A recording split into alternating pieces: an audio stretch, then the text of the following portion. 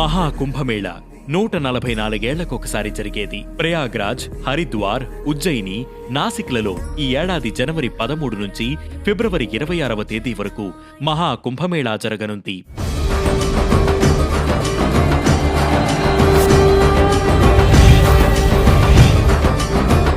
ప్రయాగ్రాజ్లో త్రివేణి సంగమం వద్ద జరిగే మహాకుంభమేళాకే ప్రాధాన్యత ఎక్కువ.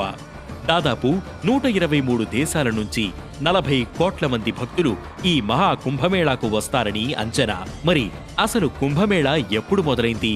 ఆ 4 ప్రదేశాల్లోనే కుంభమేళా ఎందుకు చేస్తారు?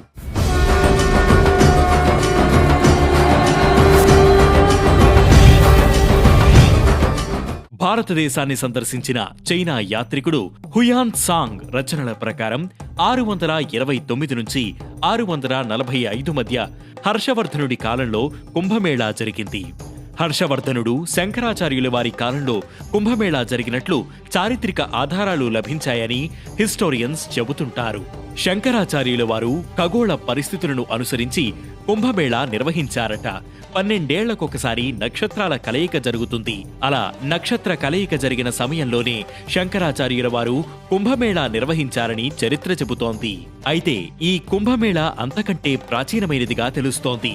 పురాణ గాథలైన భాగవత పురాణం, విష్ణు పురాణం, మహాభారతం, రామాయణంలో కుంభమేళా ప్రస్తావన ఉంది. సామ, అథర్వణ వేదాల ప్రకారం తమ శక్తిని పోగొట్టుకున్న దేవతలు తిరిగి పొందేందుకు అమృతాన్ని సంపాదించాలని క్షీరసాగర మథనం చేస్తారు. కామధేను ఉద్భవించిన తర్వాత అమృత కలశం వస్తుంది. ఆ అమృత కలశాన్ని ఇంద్రుడి పుత్రుడైన జయంత తీసుకుని వెళుతుండగా రాక్షసుల గురువైన శుక్రాచార్య అమృత కలశం కోసం జయంతుడి వెంటపడతాడు. అలా 12 రోజుల పాటు జయంతుడు శుక్రాచార్యులకు దొరకకుండా పరిగెడతాడు. దేవతలకు 12 రోజులంటే మానవులకు 12 సంవత్సరాలు.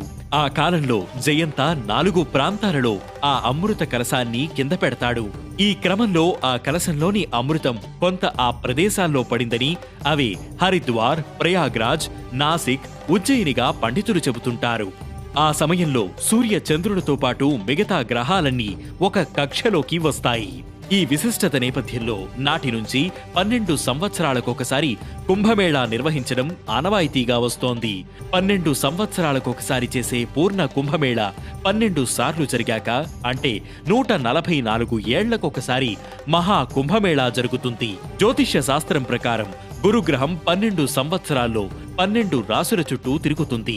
ఈ గ్రహం ఒక నిర్దిష్ట రాశిలో ఉన్న సమయంలో కుంభమేళా నిర్వహిస్తారు. ముఖ్యంగా కుంభమేళాల్లో రాజస్నానానికి అత్యంత ప్రాముఖ్యత ఉంది. పుణ్య తీర్థాల్లో చేసే నదీ స్నానాలకు పుణ్య ఫలితం ఉంటుందంటారు. అలాగే మహాకుంభమేళాలో పుష్య పౌర్ణమి నాడు స్నానం చేస్తే దేవతల ఆశీస్సులు లభిస్తాయని, సమస్త పాపాలు పోయి మోక్షం కలుగుతుందని భక్తుల విశ్వాసం. ఈసారి నిర్వహించే మహాకుంభమేళాలో తొలి రాజస్నానం పుష్య పౌర్ణమి జనవరి 13, రెండో రాజస్నానం మకర సంక్రాంతి జనవరి 14, మూడో రాజస్నానం మౌని అమావాస్య జనవరి 29, నాలుగో రాజస్నానం వసంత పంచమి ఫిబ్రవరి 3, ఐదో రాజస్నానం మాఘపూర్ణిమ ఫిబ్రవరి 12, ఆఖరి రాజస్నానం మహాశివరాత్రి ఫిబ్రవరి 26.